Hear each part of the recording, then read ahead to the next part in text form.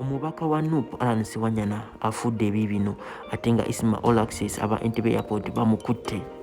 Maziga eri kamiliyoni wamu ne Ashakama ate nga ye enkoko ze zifudde nnyingi nnyo asubiddwa ssente miliyoni ziwera kale nabyo mbirese nanyongera okujjukiza nga weri enkola yaffe wano kwanda boy UG ka video mbadde nsaba okampeleka like nga tetunaba kweyongera mu maaso ate nga ye Hajat Kalodo agamba jjangu akulombere dduwa ebizibu bire nga bitera namba eri awe sembeyo 67 kale katugende mawule gaffe nga siba resiza kasitoba ngo video jimperedde like nga bwe mubadde mulaba videos ezisaturatinga ku internet nga bagamba Alan Sewanyana afudde Bobi Wine yasitukidde ku speed era nagendayo bambe mu bunambiro era yabadde nga atusse ku kifo naye bamuganya okumulaba nga kino kikyaletedde abantu okulowooza Alan Sewanyana yafudde naye nga kyategerekese nti tanaba kufa era anytime now interview bagenda gitwanga ffe abawanda boy tuyingireyo tubabuuze ki ekiganye Alan Sewanyana kyali mulamu oba kale bino nga bitubitadde mabbali ebya kamiliyoni okukuba olwa boodi emiggondoza mwabiraba mwenna tiyatabiraba ku social media gwe natagiraba video namba yange eriawe sembeyo 151 wali waggulu kwanda boy inboxing ngenda kuba nkutera ku kan video eyo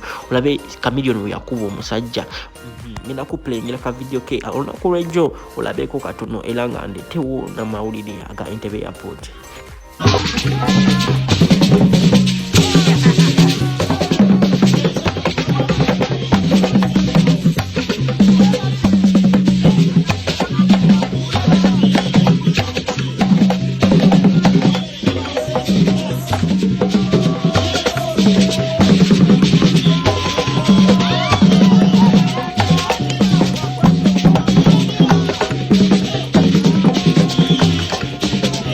Maziga eri Ashakama ndoza Ashakama mbadde mukimanyi tino fama nga bambi wali ebusoga yasinga okubeera yayomu ku bagagga oba ababadde abantu abalunda enkoko ennyingi ebusoga Ashakama kyategerekeddwa nti olunaku lw'ejjo tino enkoko ze zonna enkoko ezisuka mu nkoko 2,000 zonna zafudde nga bambi kino ekintu kyamuwayiriza okuvaayo nagamba muno omuntu yenna ali akola bizinesi y'enkoko enobeera careful kamulekere video mumwewulireko enkomewo n'amalala. Guys, here is my poultry farm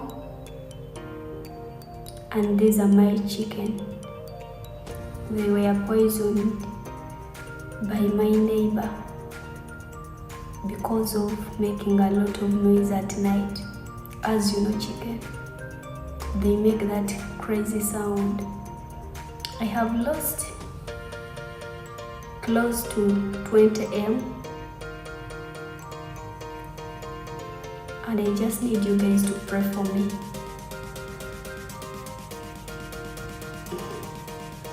I don't know where to start from, guys. I have lost money. Atenga ebyo byoto bitadde mabbali olunaku olwajjo Mutima the 5-star general wali ekata avuddeyo n'alwanisa bakadama wamu ne basekadama nagamba muno lwaki mubeera diverted very fast nagamba muno Uganda kyekino kituza mabega tino tukyali ku nsonga za airport mmwe mwagala kuvaayo mudda ku kamiliyoni oyo muze ku miki mbuno kati mumusuubira Katonda n'abayamba batya nga temwagala kweyamba nange bambi kyanumye nnyo nga ndaba abasajja mu kifo ky'okulemera ku airport basooke babatereeze cause mwabayita ku airport, it's not anyone else. Mwa bagendo yitawo encha, mwa bagendo kuyitawo tomorrow. Mwewe bagendo kujja kwinguzi, mwewe bagendo kubba. Kati mumate mweyambye. Weyinjizo consequences mugendo kuba mufuna. Ngamalekere video ya Mutima nga abavuma era nko. Mwe bikadama bisirani mwe kumanyoko. Mulinga B. Namwe bi TikTok byakuno mulinga amazi. Muleka mutie ensonga enkulu ya airport. Muda ku Miki seems to be funny.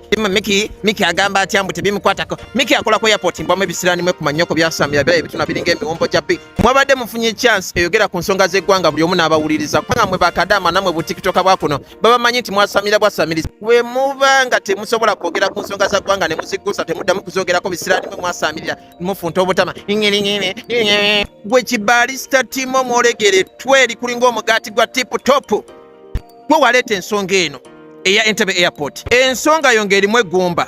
Ne tugiwuliriza, ne tukwata omuwumbo gwa B, ne tuguteeka ku airport. Ne tutandika okunyampira airport, ne tunyampira airport.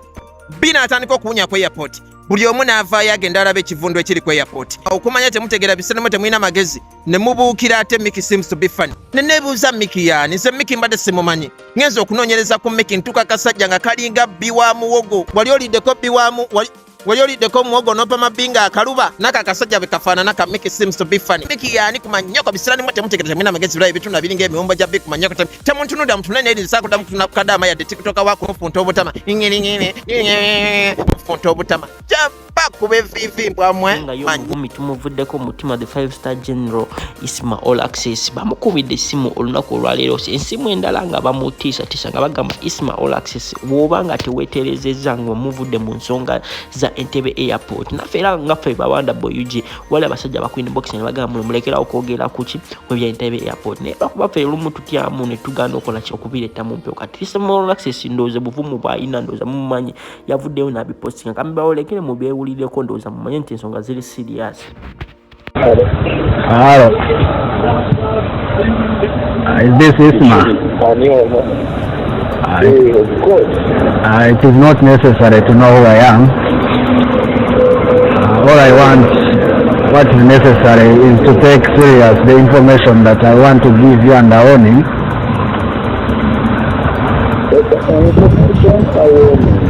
It's a warning and I want you to take it seriously because this is not a joke. Okay, so Isma omuntu wa gavumenti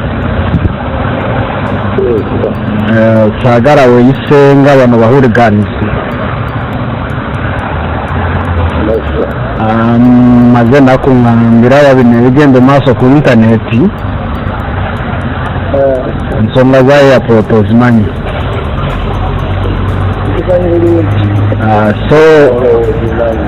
Yes, saagala ogende maaso ng'opostinga abantu abo njagala weesonyi ensonga za airport zagenze mu authority ezibivunaanyizibwako mbadde nkusaba obyesonyiwe saagala weefule nnyo hiro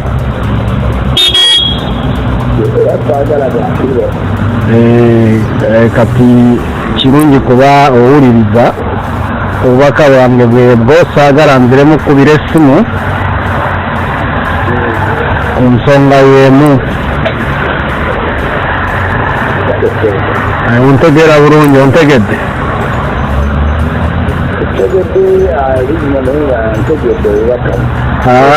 Ekikulu sikuntegeera ekikulu kufuna mesegi yange nsobole nti okutuuseeko bulungi.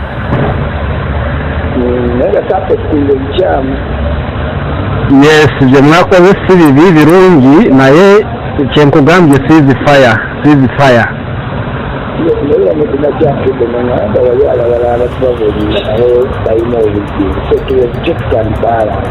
My friend, obubaka bwange bwe saagala nziremu kukubira oba tosobola kufunayo warning ebirala saagala kumanya so njakola ekyetaagisa.